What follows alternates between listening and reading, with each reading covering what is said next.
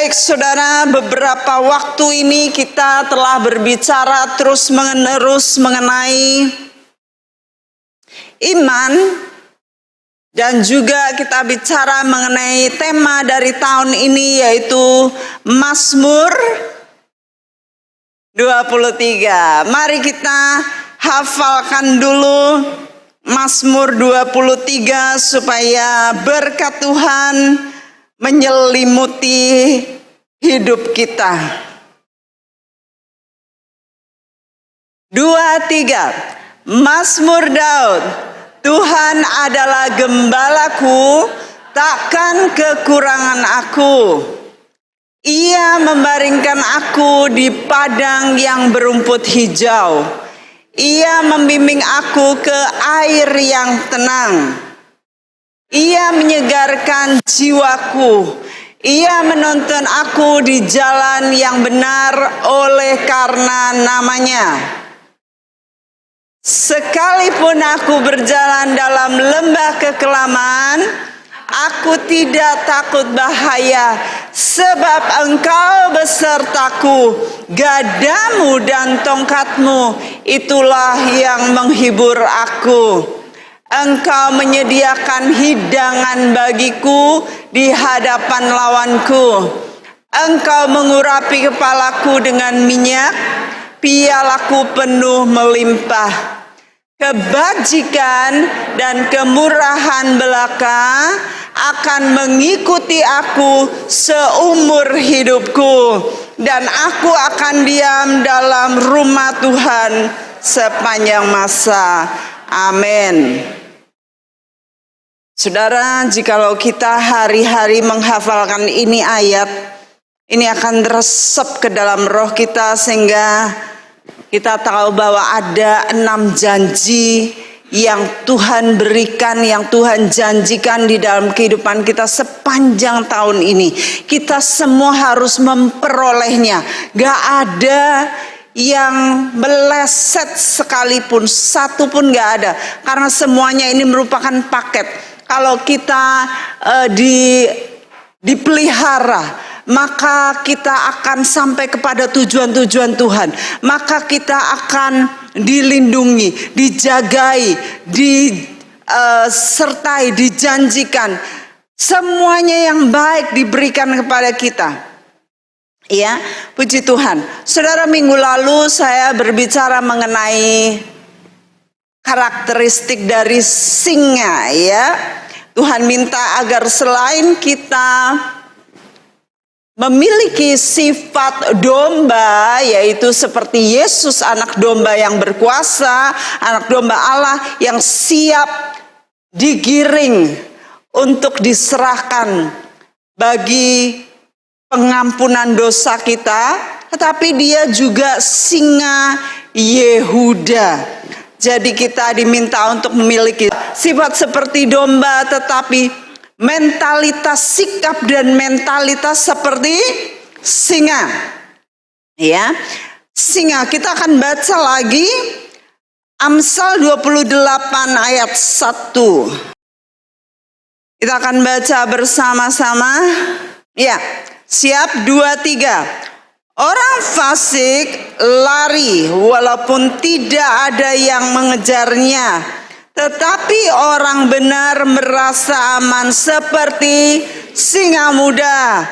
Saudara, jadi untuk menjadi singa, untuk belajar menjadi singa muda dahulu, kita belajar untuk berbuat benar, ya. Menjadi orang benar, kita hidup benar. Saudara tahu hidup benar itu seperti apa? Sebab hati nurani saudara mengajari saudara.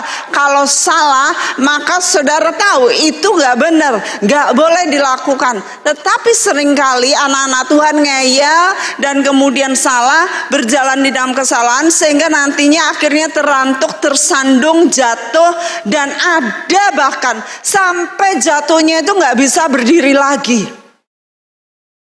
Walaupun dikatakan bahwa orang benar 7 kali jatuh maka dia akan berdiri, ya. Tetapi ada yang betul-betul gak bisa berdiri di hadapan manusia. nggak bisa berdiri. Walaupun di hadapan Tuhan berdiri, tetapi di hadapan manusia gagal total. Manusia sudah mencorengnya. Sudah ada aib ya, aib yang orang nempelkan label. Cap. Wah, wong iki ngene, wong iki ngono. Ya, jangan sampai kita melanggar kebenaran ini. Sebab kalau orang yang melakukan hal yang tidak benar, maka dia tidak bisa ngaum, saudara. Tapi orang benar akan ngaum. Ya. Lalu kita baca lagi ayat pedoman kita, yaitu Amsal 30 ayat 29 sampai 30. Ada 3 binatang yang gagal langkahnya, bahkan 4 hal yang gagal jalannya, yakni, saudara baca.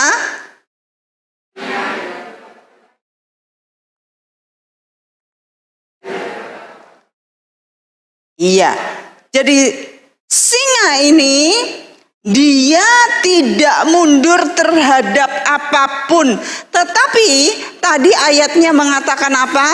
Kalau dia adalah orang benar, maka dia akan ngaum, dia tidak mundur terhadap apapun, dia tidak takut terhadap apapun juga. Tapi orang yang salah, orang yang berbuat kesalahan, berbuat dosa, dia akan ngumpet-ngumpet, dia nggak enak, ngomongnya nanti pekewo-pekewo, sembunyi seperti Adam. Ya, waktu Adam dan Hawa berbuat salah, maka dia ngumpet, takut ketemu Tuhan. Ini cirinya, saudara. Kalau saudara berbuat salah, tentunya saudara akan takut, ngumpet-ngumpet. Tapi orang benar dikatakan seperti singa muda. Dia tidak takut terhadap apapun, dia tidak mundur, dia nyerang, dia nerjang, dia ngaum. Orang benar tidak mundur terhadap apapun. Berarti di sini saya akan tulis ada 2 hal yang minggu lalu sudah saya sampaikan. Salah satunya, singa ini memiliki karakteristik. Ya. Karakteristiknya adalah 1, dia memiliki sikap. Katakan sikap atau attitude. Ya, sikap. Dia memiliki sikap.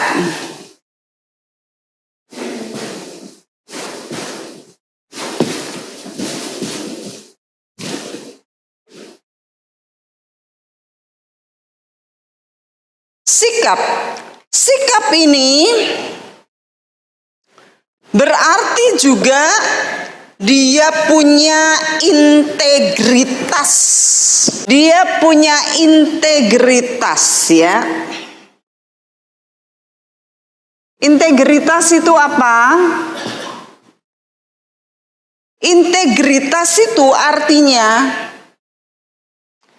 siapa kamu saat tidak ada seorang pun memperhatikanmu. Integritas adalah seseorang yang perbuatannya sama di depan dengan di belakang saat tidak ada orang. Integrity is who are you when no one sees you. Siapa kamu ketika tidak ada seorang pun yang memperhatikan kamu. Itu namanya integritas. Dia punya integritas. Lalu yang kedua, sikap atau attitude ini artinya dia punya komitmen. Ya. Ini hal yang sangat penting sekali yang Tuhan ajarkan dalam kehidupan kita. Jikalau kita mau seperti singa, kita menyerupai dia yang adalah singa dari Yehuda. Saya mempelajari kehidupan Daniel. Daniel ini dibuang bersama dengan semua anak-anak muda seumur dia. Misalkan semua ini dibuang gitu ya. Anak-anak muda kira-kira mungkin umur 14 sampai 20 sekian. 24, 25, anaknya para bangsawan, mereka dibuang sama-sama. Lalu yang pertama, ujian datang. Ujiannya ujian apa? Ujian integritas dan komitmen. Mereka orang Israel, orang Yahudi, gak boleh sebenarnya minum dan makan makanan yang dipersembahkan kepada dewa. Itu sebabnya Daniel berketetapan bersama dengan teman-temannya 3. Dia bilang, saya mau ngomong sama pegawainya raja, kepala pegawai raja, saya nggak mau ini minum makanan ini. Terus gimana? Nanti kamu dibunuh. Kasih saya percobaan saja 10 hari. Kalau ternyata 10 hari saya kurus, saya nggak keurus, saya kelihatan lebih buruk dari yang lainnya, boleh, silakan lakukan apapun saja yang Tuhan kehendaki. Saudara, dia tidak mau jatuh di dalam integritasnya, komitmennya. Saya mikir, yang lainnya pada kemana? Yang lainnya berarti nggak berintegritas. Yang lainnya nggak berkomitmen. Karena apa? Nggak ada ceritanya. Berarti mereka makan makanan raja, minum minuman raja yang disediakan. Dan itu adalah kenajisan bagi orang-orang Yahudi. Ya. Maka selesailah kisah mereka yang lain. Yang lain udah gak diceritain lagi. Yang lain udah gak ada sama sekali jejaknya, bekasnya di dalam firman Tuhan. Tapi kita lihat Daniel, Sadrak, Mesak, dan Abednego dihadapkan kepada api, dihadapkan kepada singa-singa. Mereka tetap berdiri dan berkata, sekalipun Tuhanku tidak menolong aku tetap akan berpegang kepada integritasku, komitmenku. Saudara, mungkin hal ini nampaknya sepele, tapi kita dihadapkan dalam kehidupan kita sehari-hari.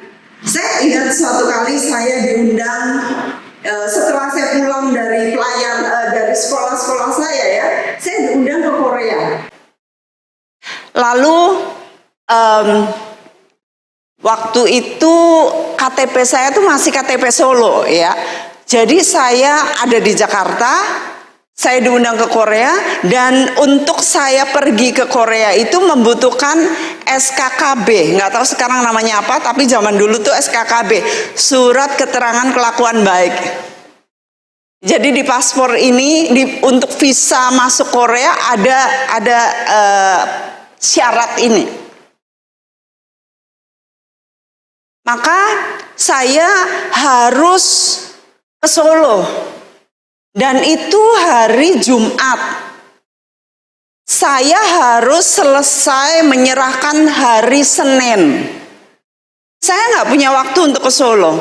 Jadi saya telepon Pak Dani.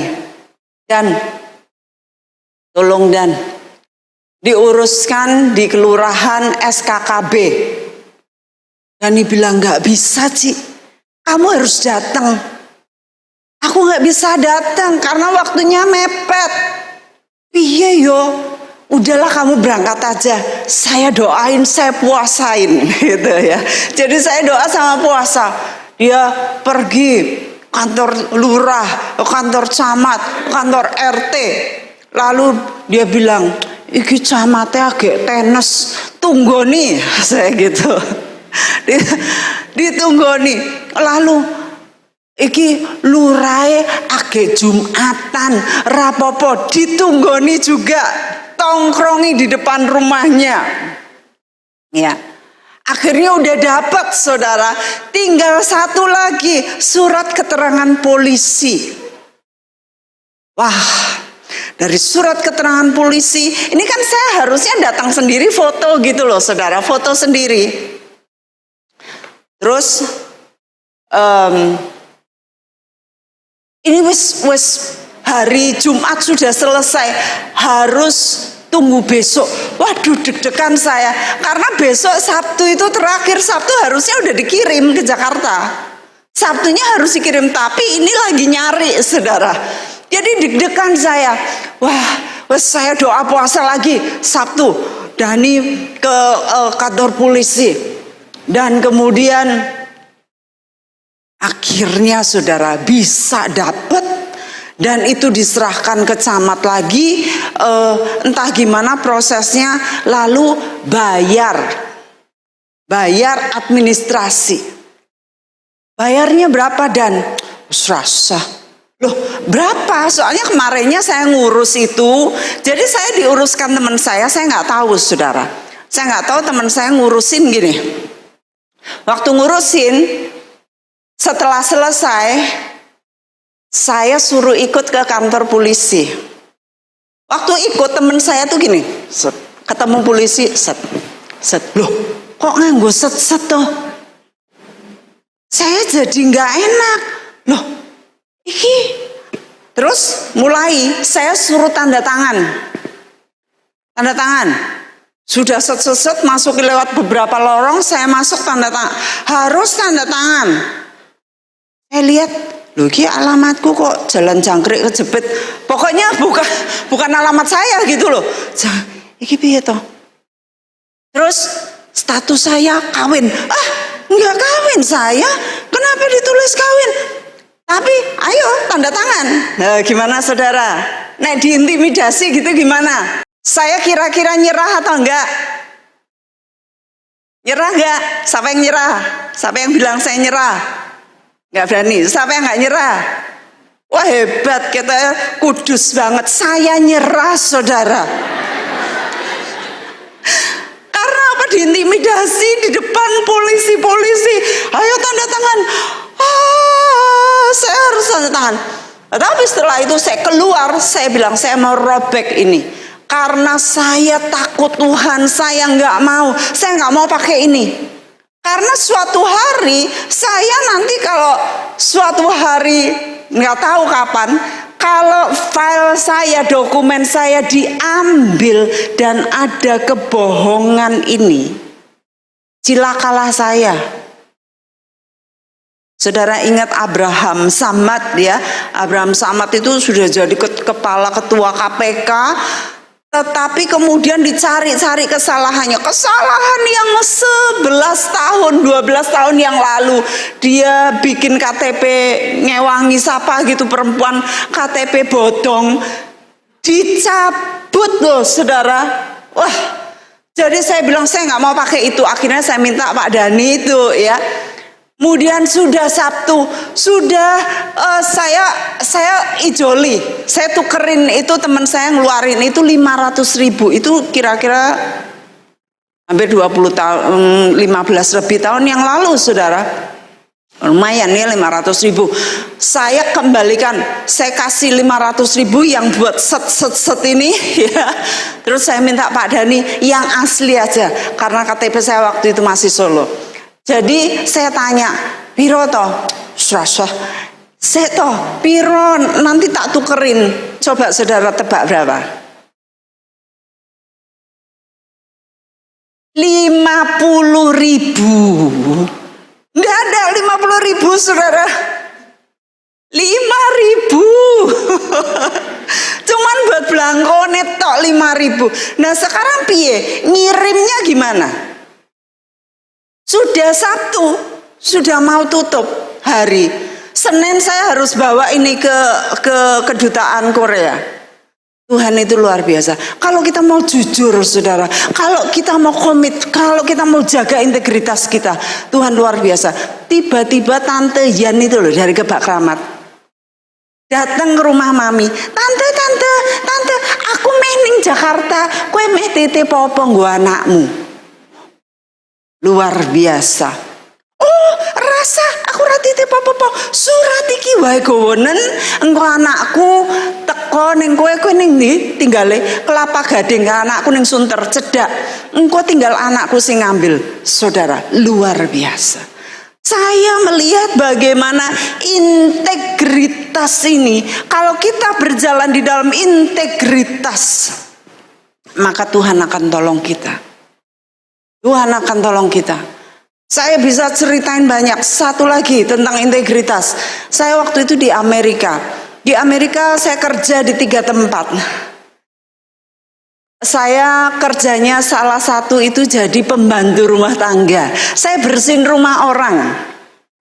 Saya bersihin rumah orang aja. Saya nggak tinggal di situ ya. Saya bersihin rumahnya ada 3 lantai, ada 5 kamar, ada kucingnya aja, ada kucing, saya harus ambilin dan sebagainya. Lalu itu satu. Lalu yang kedua saya jadi sekretaris gereja. Ya, sekretaris gereja Metodis orang hitam, gereja orang hitam, orang kulit hitam. Lalu yang satu saya kerja di University Dining Hall, di restoran universitas, kayak kantinnya universitas gitu ya. Jadi saya kerja di 3 tempat, sibuk saudara, sibuk. Saya harus bangun pagi, jam 4:30 saya bangun, jam 5 saya harus berangkat. Karena apa? Nyiapin makanan buat universitas ya. Lalu satu kali saya ini ceritanya panjang, ada di buku saya. Kemudian saya suatu kali tuh sakitnya itu gatelnya bukan main, badan saya, tubuh saya ini gatel, dikukur gini. Jadinya tangan saya itu kayak pare, melentung-melentungnya kayak pare. Lama-lama kalau digaruk lagi melentung semua, nggak ada sisa-sisa parenya gitu ya. Terus setelah itu saya harus bayar di rumah sakit, bayarnya itu $400. $400 kalau zaman sekarang kira-kira 6 juta. Ya, 6 juta. Saya bilang, dari mana saya bayar? Dari mana? Lalu rumah sakit ini bilang, kamu ini aja, minta rekomendasi dari bos kamu bahwa kamu bekerja di sana. Kemudian saya datang ke bos saya, bos saya minta rekomendasi. Dia nggak mau. Saya tanya kenapa ya kok nggak mau ya? Cari punya cari. Ternyata saya ini kerja ilegal, saudara. Saya nggak ngerti kalau saya kerja ilegal. Jadi saya bilang sama bos saya, bos mau nggak kita jadikan kita ini legal. Saya harus bayar kartu $100 supaya saya legal. Dia tetap nggak mau. Akhirnya ya sudah, kalau nggak mau, saya datang kerja, saya bersihin. Kalau saya kerja itu saudara ya, rumahnya sepi. Oh, bosnya pada pergi semua, tinggal kucingnya sama neneknya. Jadi saya kerja, uangnya itu gajinya sudah ditaruh di meja, $40 gitu. Karena berapa jam ya, kira-kira berapa jam gitu. Jadi di sana kerja itu dihitungnya per jam. Misalnya per jam itu $8 ya. Jadi 5 jam $40 gitu. Jadi saya kerja, saya setelah tahu bahwa saya ilegal, saya letakkan itu, saya nggak mau ambil uang. Saya hadap-hadapannya sama presiden saya, presiden sekolah saya. Karena apa? Yang masukin saya dia. Jadi saya nggak mau, saya nggak main-main, saudara. Nggak ada yang lihat. Tetapi integritas ini saya jaga untuk saya bisa berdiri hari ini di hadapan saudara, untuk saya bisa berdiri di hadapan jiwa-jiwa, di hadapan hamba-hamba Tuhan. Saya jaga integritas. Cuman duit seberapa sih? Tapi kalau saya kerja ilegal, buat apa? Ya, Daniel kayaknya cuman minum loh. Cuman makan aja. Tapi dia nggak mau. Di hadapan Tuhan, Tuhan melihat isi hati, saudara. Ya. Lalu sekarang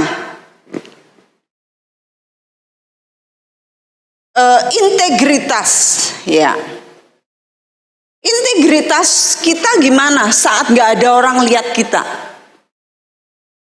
Malas kah? Ya. Banyak orang males-malesan. Saya nggak bisa, saudara. Nggak bisa saya males-malesan. Saya harus ngerjain tugas-tugas saya. Saya harus ngejar. Bahkan tiap kali saya itu buku saya setumpuk, saya ngambil dari perpustakaan, buku setumpuk, sampai profesor saya geleng-geleng. Tiap kali buku setumpuk segitu, buku setumpuk. Saya harus ngejar. Gak boleh malas, saudara. Iya. Kalau kita malas dengan kehidupan kita, kalau kita membiarkan diri kita scrolling HP terus-menerus berjam-jam, ya, hidup kita tidak berkualitas. Tanggung jawab kita di hadapan Tuhan dengan waktu-waktu yang Tuhan berikan, kita bisa tidak dipercaya oleh Tuhan. Kalau mau hidup gampang, main game aja sepanjang malam. Buka IG sepanjang hari. Main HP. Yang lama sekalian. Diomongin orang tua gak nurut. Hidup gampang itu seperti itu. Di kemudian hari hidupmu akan sulit. Tetapi kalau engkau memilih kehidupan yang sulit saat ini, maka kehidupanmu akan gampang di kemudian hari. Ya, milih yang sulit saat ini. Saya milih sulit, saudara. Waktu itu saya di Korea, saya ada tugas. Dan sekolah di Korea itu saya harus ada bahasa Ibrani, bahasa Yunani, saya ngapalin dan banyak sekali tugasnya. Lalu saya harus ngerjain di komputer. Waktu saya ngerjain di komputer, 33 halaman kira-kira, selesai, 3 hari lagi dikumpulin, udah selesai nih, saya seneng. Tiba-tiba komputernya itu gak tahu gimana, gak ada lagi jejaknya pekerjaan saya 33 lembar, gak ada. Wah, saya kelimpungan, saudara. Kemudian saya bikin lagi, lembur, gak tidur. Bikin lagi, selesai.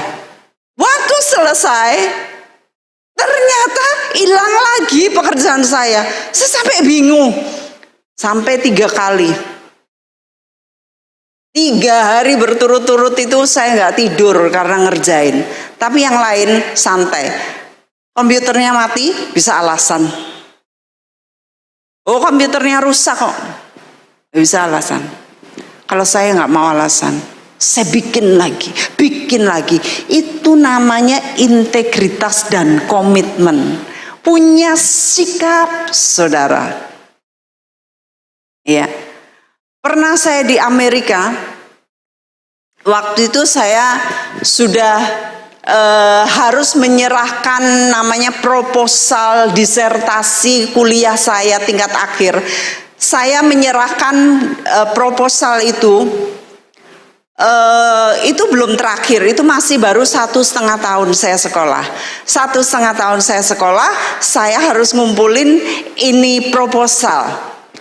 Waktu saya ngumpulin proposal ini, dari teman-teman saya 40-an, sisa 8 yang ikut. Bayangkan, saudara, dari 40 sisa 8 yang ikut maju proposal. Saya satu di antaranya. Deg-degan, saudara. Aduh, rasanya nih jantung maju mundur ya. Lalu teman saya dulu yang harus maju.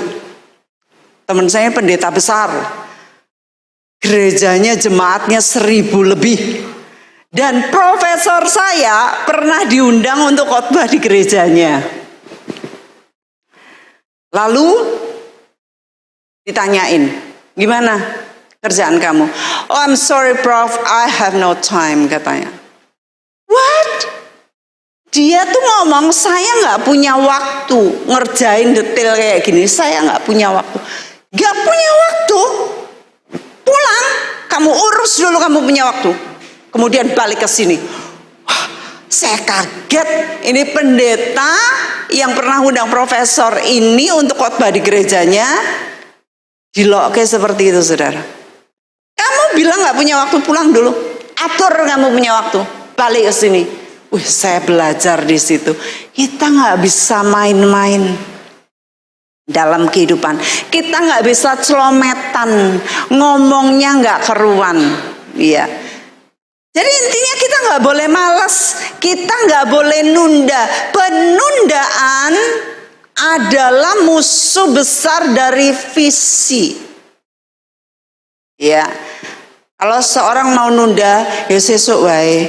Kapan? Sesuk wae. Kapan? Engko. Nanti lagi. Tidak akan kemana-mana. Orang yang suka nunda nggak akan beranjak kemana-mana. Males. Hari-hari nonton TV, hari-hari pegang HP.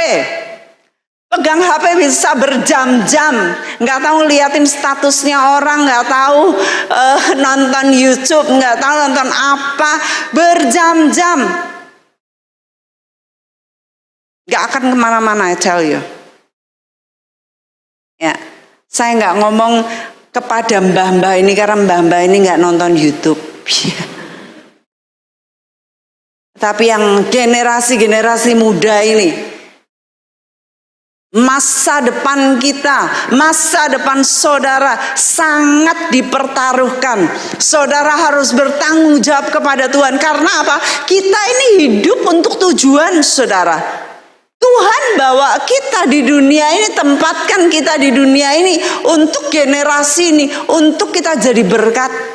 Tidak hanya saudara pergi kerja menghasilkan uang, lalu saudara hidup giling dengan uang hasil kerja saudara. No. Tetapi saudara harus melaksanakan visi Tuhan dalam kehidupan saudara untuk menjadi berkat bagi jiwa-jiwa. Jadi jangan nunda. Kalau disuruh goseto, saudara nonton lagi, goseto nonton lagi. Sudah berapa jam saudara nonton? Lalu saya nanya sama saudara, siapa di sini yang merenungkan firman Tuhan siang dan malam? Gak ada yang ngacung, tetapi merenungkan HP siang dan malam. Salah besar, saudara. Rugi besar. Rugi besar. Ya. Lalu tidak tanggung jawab. Berarti gak punya integritas. Gak tanggung jawab terhadap pekerjaannya. Terhadap barang orang lain. Terhadap milik Tuhan.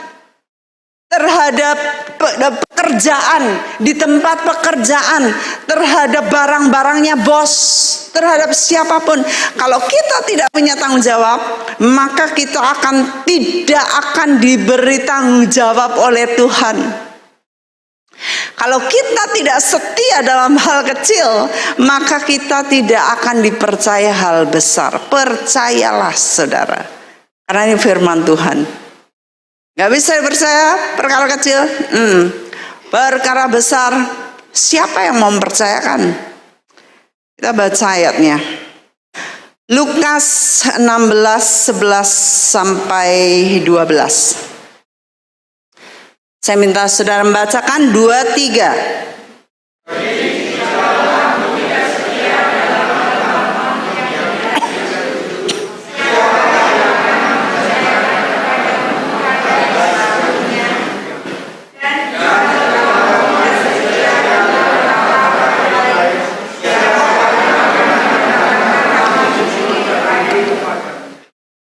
Jikalau kita tidak bisa dipercaya hartanya orang lain, bagaimana kita bisa dipercaya harta yang seharusnya milik kita sendiri, yang seharusnya menjadi bagian dan hak kita?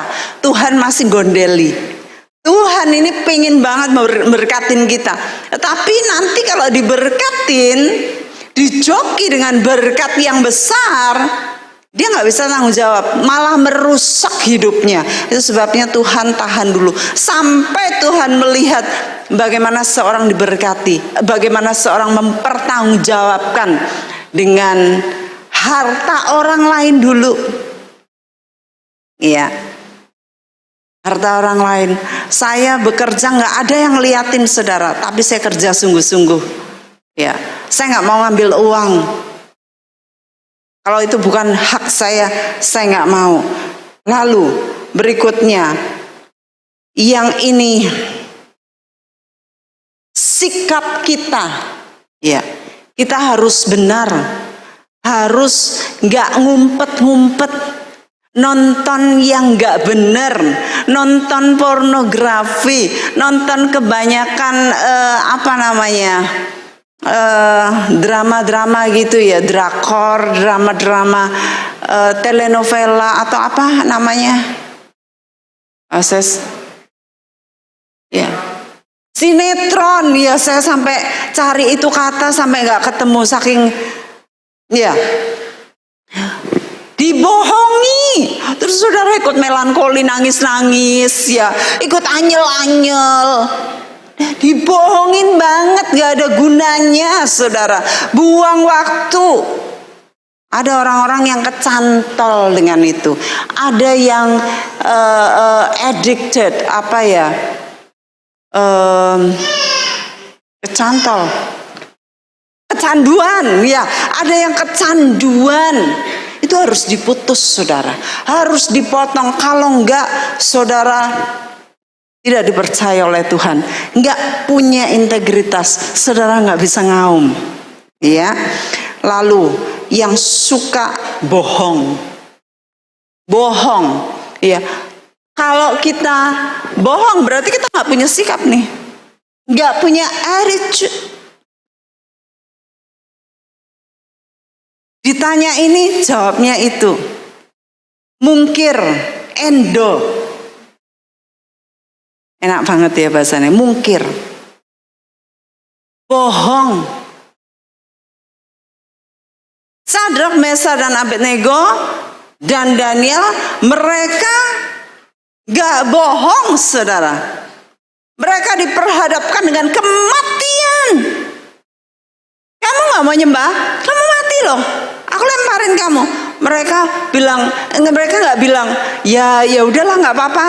No, mereka punya integritas. Kalau kita berani bohong di hadapan manusia, iblis akan pakai kita lebih lagi. Karena kalau kita buka pintu itu kebohongan, maka itu celah bagi iblis untuk dia masuk saudara, dan tambah lagi bohong lagi, tambah lagi bohong lagi, tambah lagi bohong lagi. Orang yang nggak benar nggak bisa ngaum, mundur, kalah, ya, nggak komitmen. Komitmen penting sekali. Saya berkomitmen untuk puasa saudara. Saya ngajar murid-murid di seluruh dunia udah belasan tahun agar berpuasa. Setiap Senin secara khusus saya puasa untuk bangsa negara. Kalau lagi misalnya perjalanan, yang menempuh perjalanan gimana, yang harus capek atau pelayanan, saya nggak puasa. Tetapi saya tukerin ijoli hari. Ya, tapi saya komit. Harus komit. Saya nanya sama beberapa, gimana puasa kamu? Ya saya izin. Terus dijoli nggak? Nggak dijoli. Nggak punya komitmen. Di hadapan Tuhan harus komitmen. Saudara, saya ini nggak puasa untuk tertentu. Saya puasa untuk bangsa negara, bukan untuk kepentingan saya, bukan untuk pelayanan saya, bukan untuk keadaan saya, tidak, untuk bangsa negara. Tuhan akan hargai itu, komitmen, ya.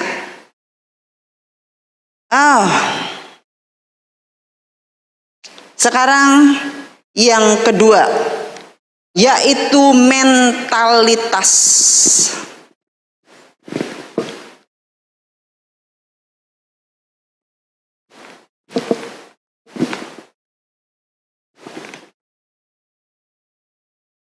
Mentalitas atau mentality. Mentalitas ini daya otak ya.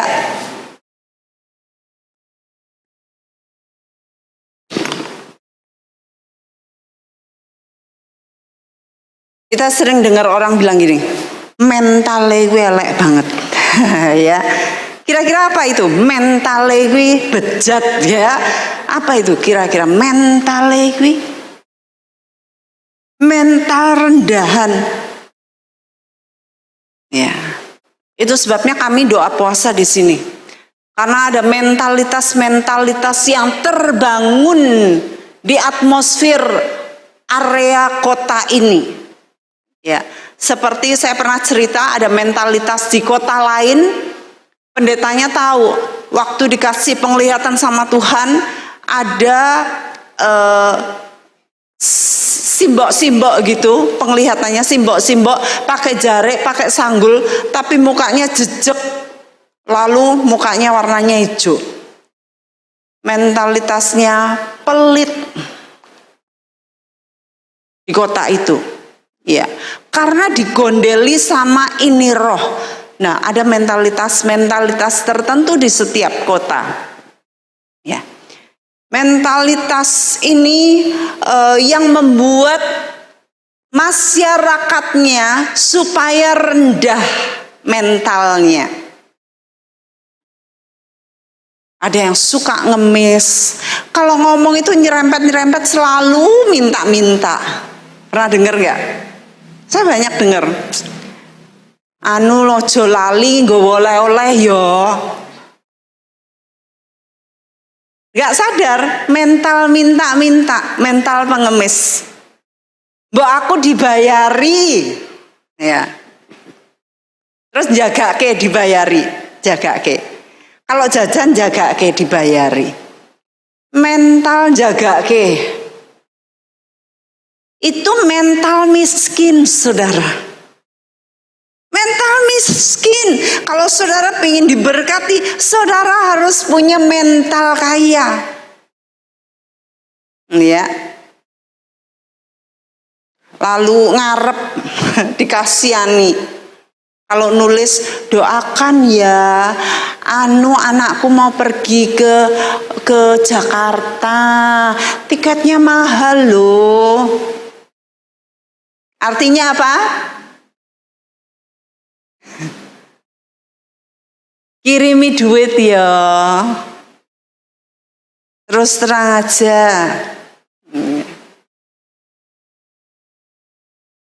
Saya ingat dulu mami kalau cerita, aku ditelepon pejabat iki. Bu, saya mau ke Bali, ndak punya sepatu, kata. Waduh, mentalitas rendah daya otaknya, pura-pura ya, bermuka dua. Di sini ngomong gini, di luar ngomong gitu. Di dalam ngomong gini, di luar ngomong beda. Bahaya sekali, nggak bisa jadi singa. Mentalitas daya otak, ya, minta dikasihani. Lalu mentalitas ada yang suka bully, ya. Mentalitasnya, saya beberapa waktu lalu tuh baca, lagi nonton YouTube tentang kesehatan. Ya, saya sedang mencari belajar tentang kesehatan, terus saya menemukan satu dokter yang pinter banget gitu ya. Dokternya perempuan. Lalu saya baca komen-komennya di bawahnya gini. Ini dokter kok ngomongnya aneh. Ngomongnya kok naik-naik kepalanya. Aku gak mau ke dokter itu. Ada lagi yang ngomong, ini wajahnya kinclongnya kena opo yo? Opo gara-gara dibotoks, ditarik-tarik wajahnya pakai benang gen kenceng. Ada lagi yang ngomong, iki dokter kok ngomong koyo urate ketarik-tarik, koyo meglegeen. aku. Banyak sekali negatif. Terus ada lagi gini. Kuwi sepatune kuwi tuku ning ndi ya? Kok mekrok-mekrok kaya ngono ya? Loh, hubungane apa? Kowe nek ngrungokke pelajaran kesehatan mbok ngrungokke wae. Tetapi komentarnya itu banyak sekali. Itu ya, mbok rasa nganggo klambi kaya ngono ya. Saudara, kita ini pinter ngelokke orang.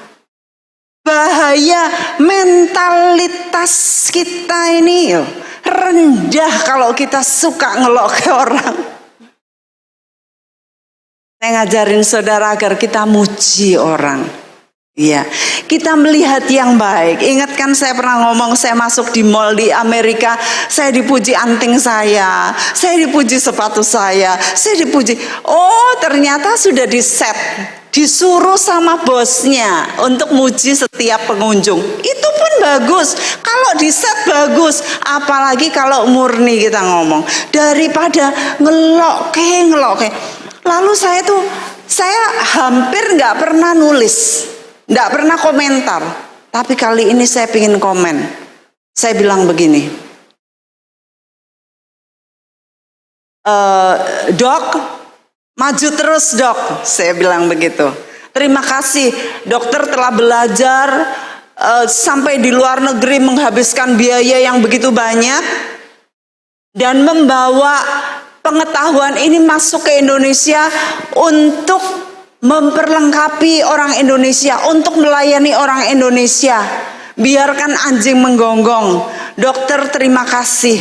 Saya berkata sayang sekali bahwa bangsa Indonesia ini nonton seperti ini, bukannya bersyukur ada dokter yang bisa membawa teknologi masuk ke Indonesia, tetapi malah yang dicemooh itu bajunya lah, wajahnya lah, sepatunya lah, apa banyak banget saudara. Banyak banget itu negatif, itu banyak. Memang dokter ini tuh kalau ngomong gini-gini, tetapi kita kan nggak ngerti. Mungkin dia sakit syaraf, ya kan? Mungkin dia ketarik lehernya, lalu dia ngomong-ngomong gitu. Kita nggak ngerti, kita tidak tahu persoalan orang, kita tidak tahu apa yang dialami orang. Berempatilah daripada ngenyek bully. Mentalitas kelihatan. Kita baca Amsal 12 ayat 16. Ya, silakan baca. 2, 3.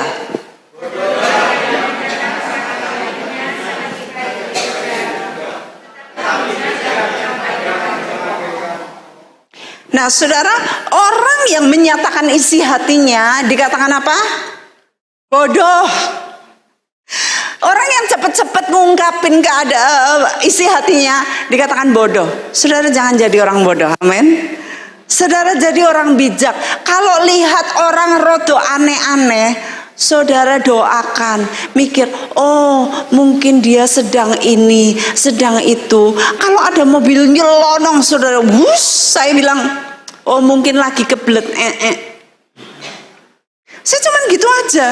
Ya toh, loh kalau kita belet, saudara, kita ngebut, kita minta orang lain excuse kita, bukan?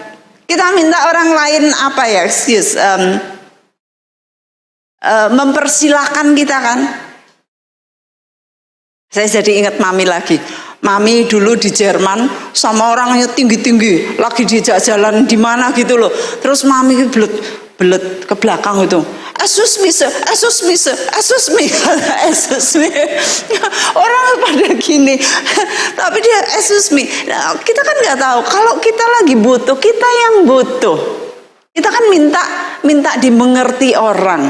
Jadi kalau ada orang lain yang begitu, oke, itu lagi belet itu. Mbak lagi kejepit nih ngene pager, ya, Mbak kejepit pager. Jadi dia harus melarikan diri cepat-cepat. Jadi jangan disepatani mentalitas. Saudara, kita akan belajar mentalitas seorang yang luar biasa yang bernama Kaleb. Bilangan 14 ayat 24. Bilangan 14 ayat 24 dikatakan, tetapi hambaku Kaleb, karena lain jiwa yang ada padanya. Jiwanya lain dan ia mengikut aku dengan sepenuhnya. Akan kubawa masuk ke negeri yang telah dimasukinya itu, dan keturunannya akan memilikinya. Dia dikatakan jiwanya lain sebab dia positif. Ya. 10 pengintai yang lain, mereka berkata, wah, gak mungkin kita bisa masuk sana Kanaan, gak mungkin, karena di sana orangnya gede-gede, raksasa, orang gini-gini, gak mungkin. Tapi Kaleb berkata, kita bisa bersama Tuhan. Positif mulutnya, mentalitasnya baik, ya. Daya otaknya baik, maka Tuhan mengaruniakan berkat yang luar biasa. Mereka berkata begini, oh negerinya sih baik, negerinya sih ini, pohon-pohon, buah-buahan semua baik. Tapi, nah ada tapinya. Tapi orangnya gede-gede, kita ini aduh kayak jangkrik deh gitu, kita kecil banget. Tapi Kaleb berkata, tidak, kita pasti bisa mengalahkan mereka. Saudara, kalau saudara mau diberkati Tuhan, mau hidup saudara diberkati selama-lamanya, saudara punya mentalitas yang positif, punya jiwa yang berbeda, punya sikap yang baik, punya integritas dan komitmen di hadapan Tuhan. Saudara, saya tidak perpanjang firman Tuhan pagi hari ini, tetapi ini kerinduan saya supaya jemaat di sini, ABC family, juga para pemirsa, viewers all over the world, saudara-saudara yang bergabung dengan firman Tuhan pagi hari ini, saya rindu agar hidup kita diberkati, agar kita nggak takut terhadap apapun juga, agar kita ngaum, saudara, seperti singa. Kita memiliki sikap, yaitu integritas dan komitmen yang benar, serta kita punya mentalitas yang baik. Mari kita sama-sama berdoa. Bapa, hamba bersyukur pagi hari ini bisa menyampaikan firman kebenaran yang akan menolong perjalanan anak-anakku selama di dunia ini. Apa yang mereka lakukan mungkin tidak kelihatan di hadapan orang lain, tetapi tidak di mata Tuhan. Jikalau kami tidak punya komitmen, kami tidak punya integritas, maka sia-sialah perjalanan kekristenan kami, kehidupan kami, kami bolong, kami menjadi umpan dari musuh kami iblis.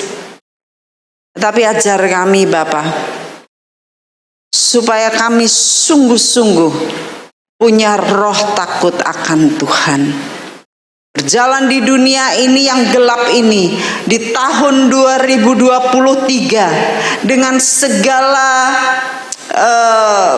tanda tanya dan masa depan yang belum kami mengerti, tetapi kami yakin bahwa saat kami berjalan seperti singa muda, yaitu berjalan di dalam kebenaran, maka kami akan belajar ngaum seperti singa Yehuda. Kami mengucap syukur untuk berkat firman Tuhan pagi hari ini, di dalam nama Tuhan Yesus. Haleluya. Amin.